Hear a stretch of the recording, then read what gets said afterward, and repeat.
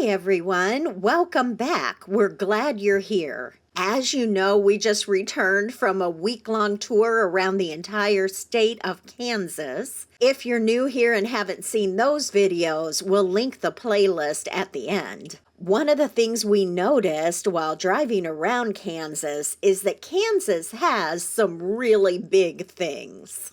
One of the most interesting, and the one that Tim was most excited to see, is Big Brutus. In this video, we'll take you along with us as we tour the Big Brutus Museum. There's a lot more to see here than just Big Brutus. The museum has a website, which we'll link in the description, and there is a fee for entry. The museum is a nonprofit educational organization, and they hold several events throughout the year. Two big ones are Brutus Fest, which takes place in June, and the Big Iron Overland Rally, which takes place in September. There is camping available on site. They have lots of room for primitive camping. They have 10 sites with electric and water, and while we were there, they were putting in some really nice, large, full-service sites. Call ahead for reservations. According to their website, there is a dump station and showers on site, and they do offer bookings for events such as weddings, receptions, and family reunions.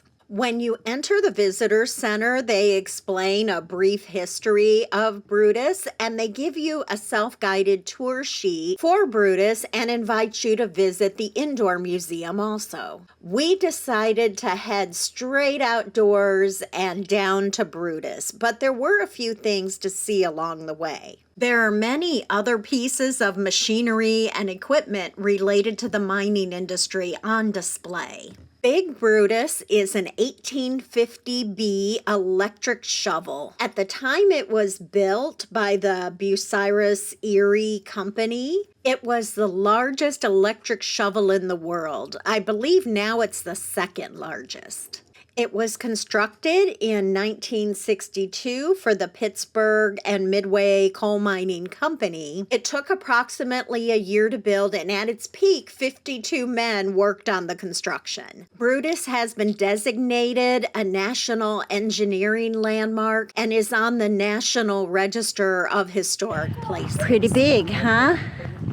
Machine with ballast, 11 million pounds. Taller than a 15-story building. The boom's 150 feet long. Maximum digging depth 69 feet. Huh.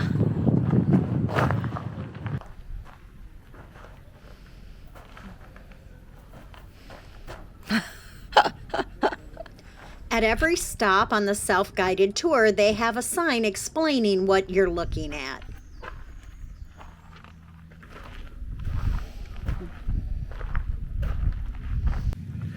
The capacity of this dipper bucket is 90 cubic yards.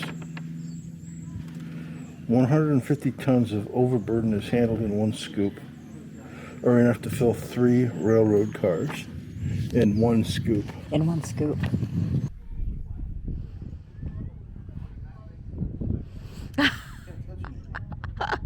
And 24 hours a day for 11 years. It ceased operations in April of 1974. 150 railroad cars were required to ship all the component parts of the shovel. The shovel was erected at P&M's Mine 19 near Hollowell, Kansas.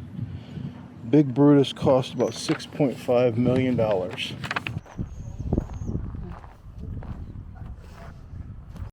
are 4 crawlers on Big Brutus. These crawlers propelled the shovel along the pit floor at a maximum speed of 0.22 miles per hour. Each crawler was propelled by a 300 horsepower AC electric motor. The walking tour will take you up into the belly of Big Brutus. It's pretty cool. They have QR codes on some of the signs that you can scan, and it'll bring up archival pictures and videos of workers actually working on or with Big Brutus. One of the most amazing things to me is that Brutus could be operated by a crew of just 3. Turns on a diameter of 45 feet. From here on up is supported on this roller circle. There are 90 16-inch diameter rollers in the circle. The circle is 45 feet in diameter. This allows the house to rotate 360 degrees. You do have to be careful as you make your way up into Brutus. Some of the steps are pretty steep, and of course there's some low headroom.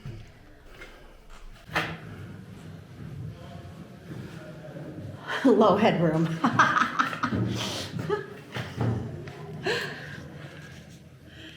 Benefit, short person benefit. No problem.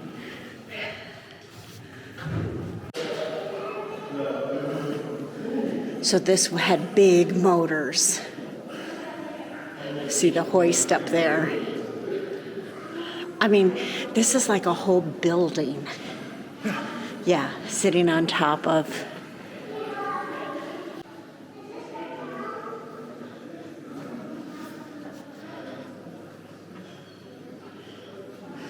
Whew. So this is how they got stuff in and out.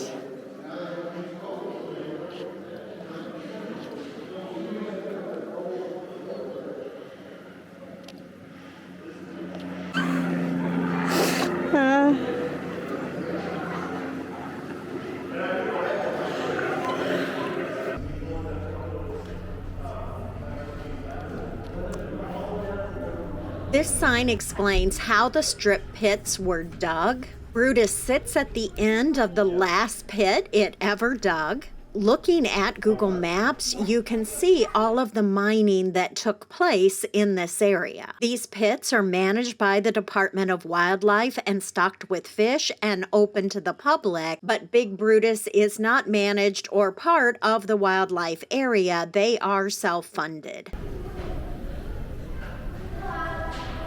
Oh, elevator.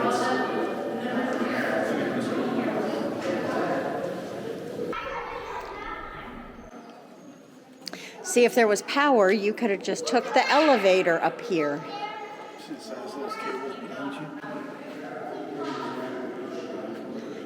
Watch the thing on the floor. Brutus was powered by an external power plant. Wires were ran from the power plant into the transformer room. The power plant provided 15,000 horsepower under peak loads, which is enough to power a community of 15,000 people. The incoming cable carried 7,200 volts of three-phase alternating current. Tim, who is an electrician, tells me that that translates to about 900 amps at 7,200 volts. And he tried to explain to me how all these calculations work and what it all means. And I think I sort of got it, but we're going to go with it's invisible magic. Articulating kind of, yeah. Phenomenal design. Huh.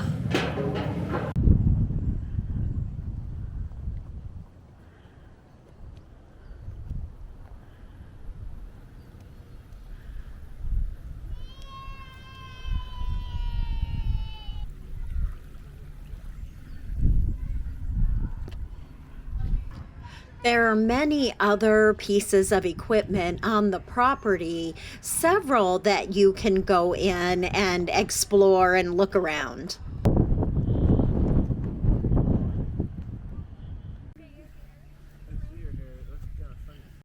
This 1920 page dragline was originally used in Louisiana to clear sandbars from the Red River.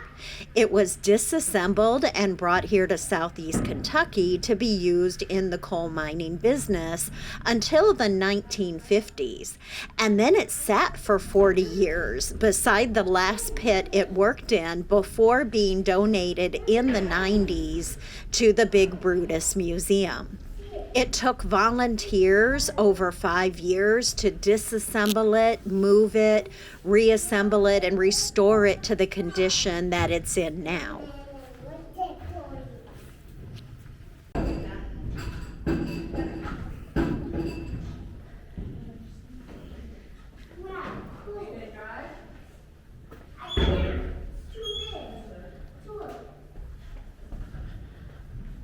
We checked out a few more of the displays outside and then headed inside to check out the museum in there. Need to keep all of our valuables in, babe? You mean my peanut butter? Yes. This could be your peanut butter safe. Inside, there are lots of historical documents, photos, and models. This one is an actual working replica. While the machines outside are the big attraction, stopping inside gives you a better sense of how they actually worked and moved. He had to be very well oiled indeed. We definitely feel it was worth the price of admission and hope to be able to make it here someday for the Big Iron Overland Rally. If you're ever in the Southeast Kansas area, we would definitely recommend stopping by for a few hours. We appreciate all the donors and volunteers who make it possible for us to experience this unique part of Kansas history. And of course, we appreciate you for watching this video. We'll see you in the next one.